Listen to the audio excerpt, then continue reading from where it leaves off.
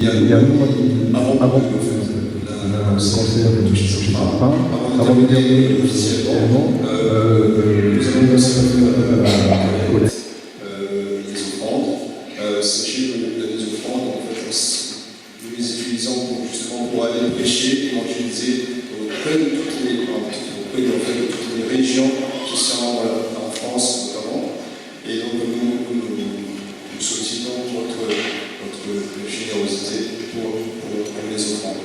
Par la suite, il y aura un dernier chant, il y aura les différents discours. Et donc pendant les offrandes, nous allons chanter le FF